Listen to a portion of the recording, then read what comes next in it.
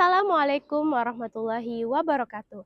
Halo Bapak Ibu Guru di seluruh Indonesia. Perkenalkan, saya Nirma Safitri, Guru Informatika kelas 7, 8, dan 9 di SMP SIT Al-Izzah, Kota Sorong, Papua Barat Daya.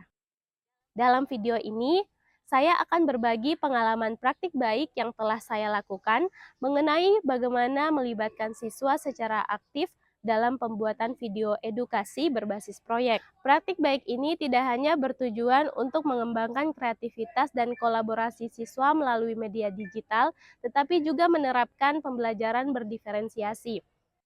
Dengan pembelajaran berdiferensiasi, setiap siswa diberikan ruang untuk berkontribusi sesuai dengan minat dan gaya belajar maupun kemampuan mereka masing-masing. Harapannya, praktik baik ini dapat menjadi contoh bagaimana kita bisa mengakomodasi keberagaman kebutuhan siswa, sekaligus menginspirasi pembelajaran yang lebih inklusif, inovatif, dan relevan bagi perkembangan siswa di era digital saat ini.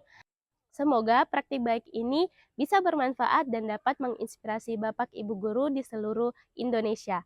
Selamat menyaksikan. Berdasarkan pengamatan, saya banyak melihat siswa menggunakan media sosial untuk konsumsi konten hiburan. Namun, hanya sedikit yang memanfaatkannya sebagai sarana untuk belajar atau berbagi informasi edukatif.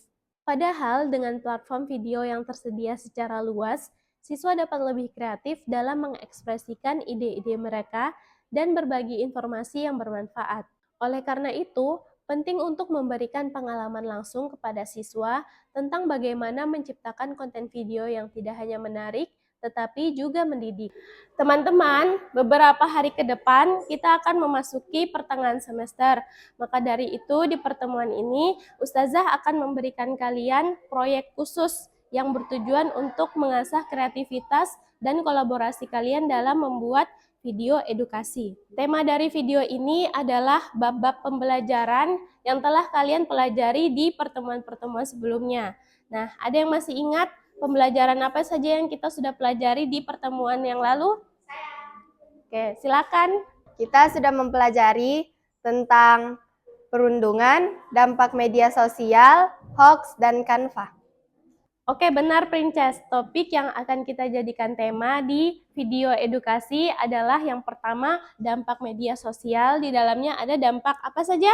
Positif dan negatif, benar. Kemudian ada hoax, perundungan, isu lingkungan, hobi, Canva, dan pemuda dan bisnis ya.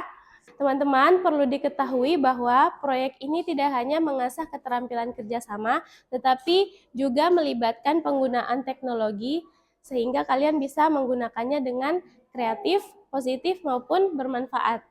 Dalam proses pembelajaran ini, kita akan menggunakan pendekatan berdiferensiasi, di mana kalian bebas memilih tema sesuai dengan minat, pengetahuan, maupun bakat kalian masing-masing. Jadi kalian akan disatukan dengan kelompok yang sama-sama memilih tema yang sama, ya. Nah, sekarang Ustazah akan membacakan tema dan kalian silakan pilih jika tertarik dengan tema yang Ustazah sebutkan ya. Oke, tema yang pertama ada dampak media sosial. Siapa yang tertarik silakan angkat tangan. Saya. Oke, Kanza, Ismi, Princess, siapa lagi?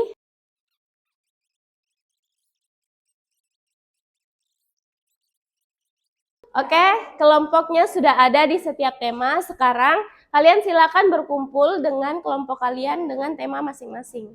Silakan.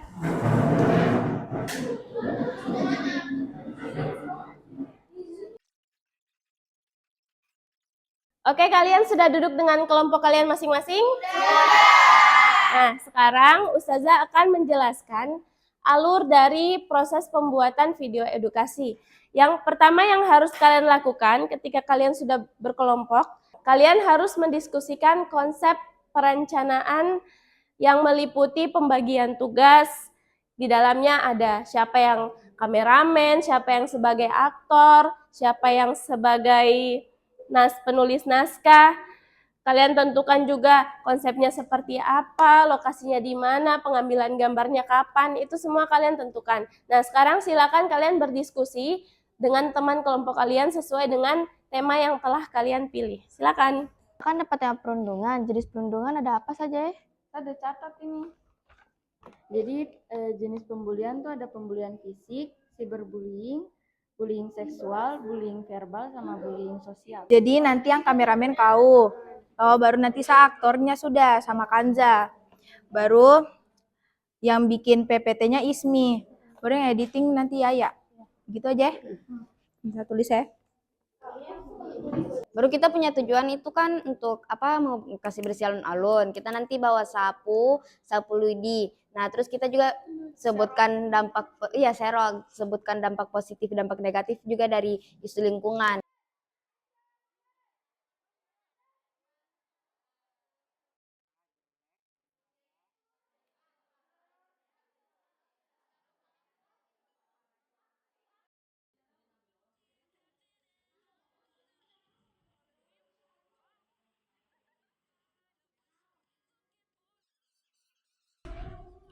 Setiap kelompok kemudian mempresentasikan hasil karya mereka di depan kelas. Selain menampilkan video, mereka juga menjelaskan proses kreatif mulai dari tahap perencanaan hingga pengeditan.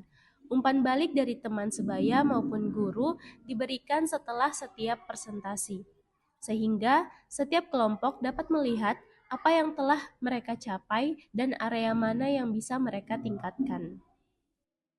Teman-teman, saya mau tanya, kendala apa saja yang kalian alami dan bagaimana cara kalian melewati kendala itu? Kita merasa sangat tertantang karena kita mewawancarai orang yang bisa menginspirasi kita untuk kedepannya.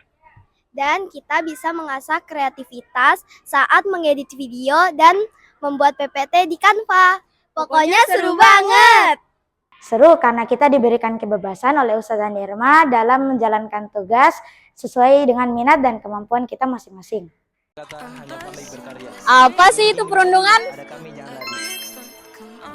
Inilah hasil akhir dari video edukasi yang dihasilkan oleh siswa kami. Setiap video menyampaikan pesan yang bermanfaat. Dengan proyek ini, mereka tidak hanya belajar menggunakan teknologi, tetapi juga mengajak orang lain untuk berpikir kritis dan bertindak secara positif. Dengan siswa membuat video edukasi seperti ini, bukan hanya melatih kreativitas, tetapi juga keterampilan berpikir kritis dan kolaborasi. Saya berharap proyek ini dapat menginspirasi lebih banyak siswa untuk terus berkarya menggunakan teknologi secara positif dan menyebarkan pesan-pesan edukatif.